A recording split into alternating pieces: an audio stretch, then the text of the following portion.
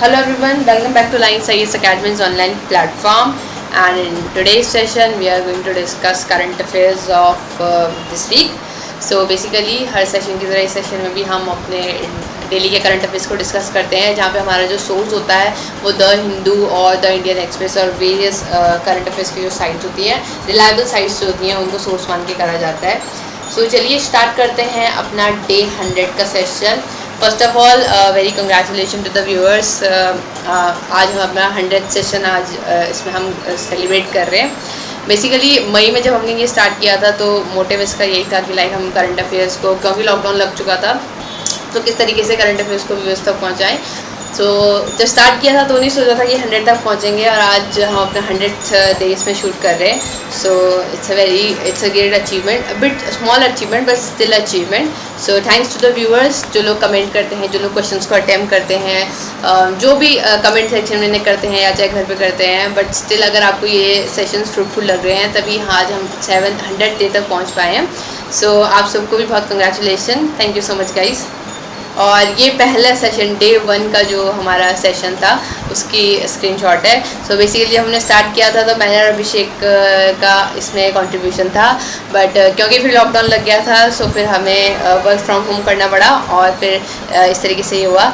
But still day 1 से आज day 100 हो चुका है, और जिस तरीके से हमने कवर किए हैं, लाइक हर डे में हमारे 10 क्वेश्चंस का सेट होता था, और इसमें फिर हमने अपने रिविजन टेस्ट भी कवर करे हैं. So it was a nice journey, it will be a nice journey. अभी हम आगे भी कंटिन्यू करते रहेंगे इसको, बट अभी तक का जितना है thank you so much for everyone. तो चलिए आज का सेशन स्टार्ट करते हैं. Which among of the following is slash are correct. क्या करेक्ट है आपके बताने हैं. National Infrastructure Pipeline is first of its kind initiative to provide world-class infrastructure across the country and improve the quality of life for all citizens.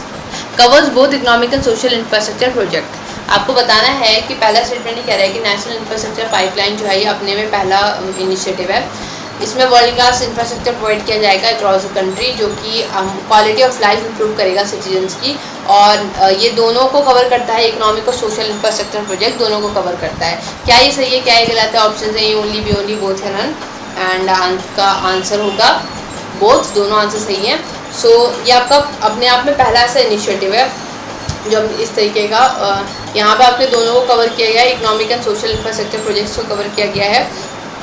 यहाँ पे project की preparation होगी, improve करी गई है. इन्वेस्टमेंट्स को अट्रैक्ट करने के इसमें काफ़ी चीज़ें बताई गई हैं. 5 ट्रिलियन इकॉनमी बनने का जो विजन है इंडिया का 2025 तक का, ओके, इसको यहाँ पे अटेन करने के लिए कुछ क्रूशियल चीज़ें बताई गई हैं. इंपॉर्टेंट न्यूज़ इसलिए है, न्यूज़ का पार्ट इसलिए है क्योंकि Gati Shakti will be national infrastructure master plan for our country will lay the foundation of holistic infrastructure. So इसी की तरह अभी क्योंकि न्यूज़ में आपका घटी शक्ति है, सो फिर आपके लिए इसी की तरह जो सिमिलर प्रोजेक्ट्स होते हैं जिसमें से एक आपका नेशनल इंफ्रास्ट्रक्चर पाइपलाइन भी है, सो फिर वो न्यूज़ का पार्ट था, इसलिए हम इसको डिस्कस कर रहे हैं. बेसिकली ये वाला जो है घटी शक्ति, इसमें आपकी more than 100 lakh crore rupees आपका इसमें स्कीम में होगा, और यहाँ पे नए एम्प्लॉयमेंट को जनरेट करने की बात करी गई है, और ये ग्लोबल प्रोफाइल को भी इंक्रीज़ करेगा. ये सब ऑब्वियसली डायरेक्ट स्टेटमेंट्स हैं. फ्यूचर इकोनॉमिक जोन्स को क्रिएट करने की बात यहाँ पे करी गई है. Which among of the following is less are correct. Hydrogen is the lightest and first element on the periodic table. Since the weight of the hydrogen is less than air, it rises in atmosphere and is therefore rarely found in its pure form H2. पहले कह रहे हैं कि hydrogen आपका lightest और पहला element होता है पीरियोडिक टेबल में. इसका मतलब ये है कि एयर से भी ज़्यादा इसका वेट कम होता है, तो ये बहुत जल्दी एटमॉस्फेयर में राइज करेगा, और इसीलिए ये अपनी प्योर फॉर्म जो कि आपका H2 है इसमें बहुत कम देखने को मिलता है. दूसरा ये कह रहा है कि at standard temperature and pressure hydrogen is non toxic, non metallic, odourless, tasteless, colourless, highly combustible diatomic gas. जो आपका स्टैंडर्ड टेम्परेचर होता है, एक फिक्स स्टैंडर्ड वैल्यू होती है, तो उसमें आपका हाइड्रोजन नॉन टॉक्सिक होगा, नॉन मेटालिक है, ओडरलेस है, टेस्टलेस है, कलरलेस है, हाईली कंबस्टिबल डायटोमिक गैस है. क्या ये सही है, क्या ये गलत है. ऑप्शन है A only, B only, both है none, and answer will be both. दोनों ठीक है. सो ये बिल्कुल ठीक है. आपको पता होगा हाइड्रोजन का एटॉमिक नंबर भी 1 होता है, इसका वेट भी 1 होता है. सो ये आपका जो है पहला ऐसा पहला एलिमेंट है पीरियोडिक टेबल में, और लाइटेस्ट है, एयर से भी ज़्यादा लाइट होता है, इसलिए प्योर फॉर्म में मिलना बहुत मुश्किल है. ओडोरलेस, टेस्टलेस, कलरलेस, ये स्टैंडर्ड टेम्परेचर में, ओके, याद रखेंगे स्टैंडर्ड में कि ये सब है. टेम्परेचर प्रेशर होगा जब standard. Zero emission hydrogen fuel जो है, अब ये जीरो एमिशन फ्यूल, अगर इसे zero emission fuel burn with oxygen, इसको फ्यूल सेल में भी यूज़ कर सकते हैं, इंटरनल कंबशन इंजन में, और also use as a fuel for spacecraft propulsion. Which among of the following is slash are correct? Under the Disaster Management Act, Union was empowered to take action to prevent deaths due to natural calamities. Disaster management act के अंदर union को कोई power दी गई है कि वो action ले ताकि वो नेचुरल कैलेमिटीज़ के टाइम पे डेथ होने से रोक सके. डिजास्टर मैनेजमेंट एक्ट 2005 का जो है यहाँ पे डिजास्टर मैनेजमेंट को डिफाइन किया गया है as an integrated process of planning, organising, coordinating and implementing measures. क्या ये सही है, क्या ये गलत है? ऑप्शन है ओनली, बी ओनली, बोथ या none. And your answer will be B only, क्योंकि पहला गलत इसलिए है क्योंकि यहाँ पे यूनियन नहीं आएगा, स्टेट आएगा. तो डिजास्टर मैनेजमेंट एक्ट के अंदर स्टेट्स को ये पावर दी गई है कि वो नेचुरल कैलेमिटीज़ के टाइम पे किस तरीके से एक्शंस लेंगे ताकि वो लोगों की जान जाने से रोक सकें.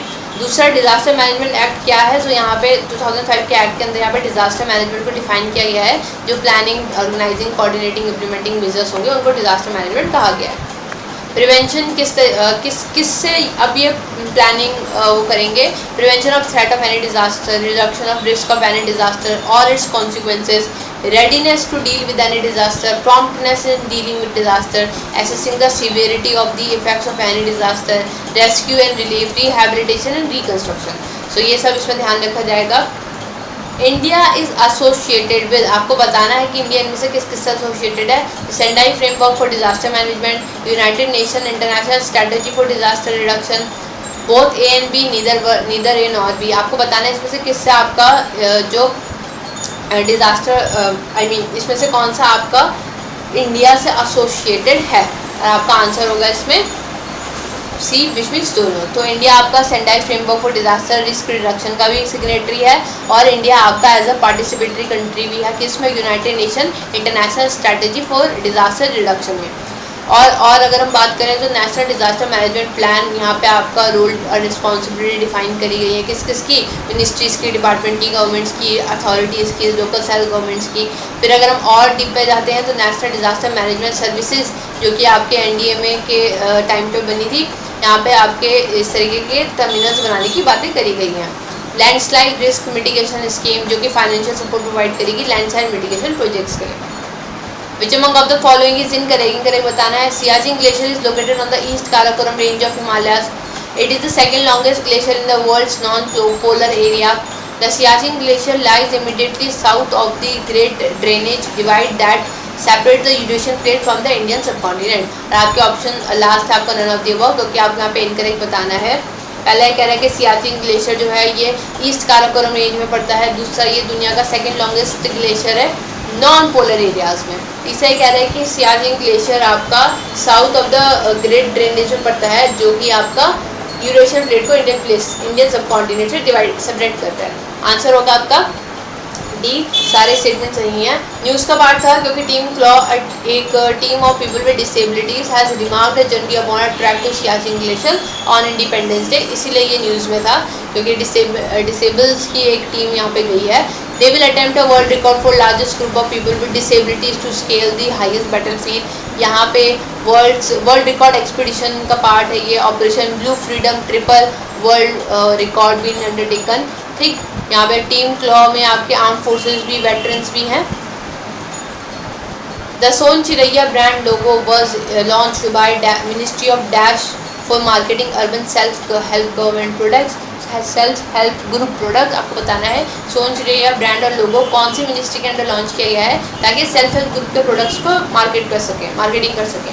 MSME, ministry of rural development, ministry of tribal affairs of the above. और आपका आंसर होगा इसमें ministry of housing and urban affairs, जो कि ऑप्शन में नहीं था. तो आंसर होगा आपका D, which means none of the above. So basically आपका मिनिस्ट्री ऑफ हाउसिंग अफेयर्स आपका इसकी लॉन्च कर रही है.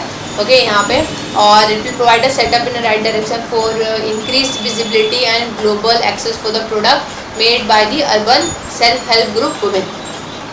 Which among of the following is slash are correct? The anti-defection laws sought to prevent political defections which may be due to reward of office or other similar consideration.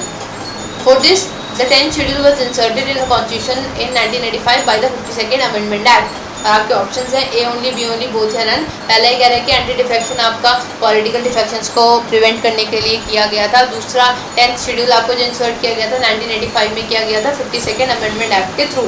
क्या ये सही है, क्या ये गलत है? आंसर होगा बोथ, दोनों ठीक है। पहले भी डिस्कस हो रहा था, इसको मैं ज़्यादा एक्सप्लेन नहीं कर रही हूँ। Which among of the following is the correct? Order passed under section 144. Okay, now it's incomplete. So section 144 of CRPC remain in force for more than 6 months from the date of order unless the government consider it necessary. दूसरा, even then the total period cannot exceed or less than 6 months. आपके option है A only, B only, both या none.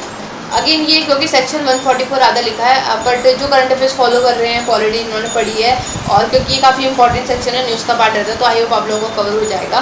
Answer होगा इसका none, दोनों ही गलत हैं, क्योंकि पहले में आपका जो सेक्शन 144 है बेसिकली उसकी बात कर रही है, ठीक। यहाँ पे ये आपका 2 महीने है, ना कि 1 मंथ है, ना कि 6 मंथ है, ये आपका 2 मंथ का पीरियड है, और यहाँ पे भी आपका 6 मंथ का पीरियड नहीं है, ठीक। सो वापस अगर हम इसको कंसिडर करते हैं, सो अगर आप क्वेश्चन में जाएं, सो सेक्शन 144 जो है आपका can not remain in force, जो आपका सीआरपीसी का सेक्शन 144 है, ये बोल रहा था कि ये 6 मंथ से ज़्यादा फोर्स में नहीं रह सकता है फ्रॉम डेट ऑफ ऑर्डर, ठीक है, unless state government consider it necessary. So यहाँ पे 6 मंथ्स नहीं होगा, यहाँ पे होगा आपका 2 मंथ्स, ठीक। और सेक्शन 144 सीआरपीसी का जो है उसकी बात कर रहे हैं यहाँ पे। दूसरा, even the total period can not extend to less than 6 months. तो यहाँ पे भी ये गलत हो जाता है, क्योंकि ये आपका 6 मंथ्स का पीरियड नहीं है, ये आपका लेस देन 6 मंथ्स है, ये आपका मोर देन 6 मंथ्स का पीरियड दिया गया है। ओके, सो आई होप आप लोगों को इसमें कवर हो गया होगा। ये उसी लॉ की बात कर रहे हैं जो कि कॉलोनियल एरा से बनता आ रहा है, तो हमने पहले भी डिस्कस किया है, सो आई होप आप लोगों को इसको करने में कोई प्रॉब्लम नहीं आएगी। नेक्स्ट क्वेश्चन बढ़ते हैं, इसका डिस्कशन भी है, इसका वही है कि the colonial era law that empowers district magistrate और सब डिविजनल मजिस्ट्रेट और any other executive magistrate empowered by state government to issue order to prevent urgent cases of apprehended danger और nuisance generally believe that assembly of 3 और more people is prohibited under section 144, ठीक। यहाँ पे आपका tele communication पे भी आप shut down कर सकते हैं and so on. Which among of the following is that shall correct? Aadhaar is a verifiable 12-digit identification number issued by Unique Identification Authority of India to the resident of India. UIDAI is a statutory authority established under the provision of Aadhaar Act 2016 under Ministry of Electronics and Information Technology. पहले कह रहे हैं कि आधार आपका verifiable 12-digit identification number है, जो कि unique identification authority of India residents को इशू करती है। दूसरा, ये स्टैट्यूटरी अथॉरिटी है जो कि मिनिस्ट्री ऑफ इलेक्ट्रॉनिक्स के अंदर आती है। आंसर होगा इसमें बोथ, दोनों ठीक है। पहला बिल्कुल ठीक है, 12-digit आइडेंटिफिकेशन नंबर है ये। दूसरा, रेसिडेंट्स को दिया जाता है, बिल्कुल ठीक है। स्टैट्यूटरी बॉडी है, बिल्कुल ठीक है। एक्ट के थ्रू बना है, बिल्कुल ठीक है। 2016 का एक्ट है, मिनिस्ट्री ऑफ इलेक्ट्रॉनिक्स के अंदर आता है, बिल्कुल ठीक है। 4 पीसेस ऑफ इन्फॉर्मेशन इसमें होती है, name, age, gender, address along with biometric data, और यहाँ पे आपकी एक वर्चुअल आईडी एक तरीके से क्रिएट कर सकता है ये। आधार आपका क्या नहीं होता है, सिटीजनशिप का आपका एक प्रमाण नहीं है, ये इसमें इम्पॉर्टेंट है। Among of the following is that shall correct? The Office of Custodian of Enemy Property for India was set up in 1939 to deal with the enemy property confiscated during World War II. The legal status up to the office was given under the Enemy Property Act 1968. और आपके option है A only, B only, both या none. पहला ये कह रहा है कि office of custodian of enemy property of for India आपका 1939 में सेटअप हुआ था, जो कि एनिमी के प्रॉपर्टी से क्योंकि वर्ल्ड वॉर सेकेंड के टाइम पे ये प्रॉपर्टीज़ को सीज करना था। दूसरा, लीगल स्टेटस इसको 1968 में मिला। आंसर होगा नन, क्योंकि इसमें इनकरेक्ट पूछा था, तो दोनों ठीक है। सो आपका ये ऑफिस ऑफ ये 1939 में ही आपका सेटअप किया गया था। लीगल स्टेटस 1968 में बना था, मिनिस्ट्री ऑफ होम अफेयर्स के अंदर आता है, इंपॉर्टेंट है। कस्टोडियन क्वासी जुडिशियल अथॉरिटी है, जो कि एक्ट के अंदर है, और civil code under the civil procedure code 1908। So with this let's conclude today's session. I hope आप लोगों ने अच्छे से परफॉर्म किया होगा। थैंक यू सो मच, मिलते हैं नेक्स्ट।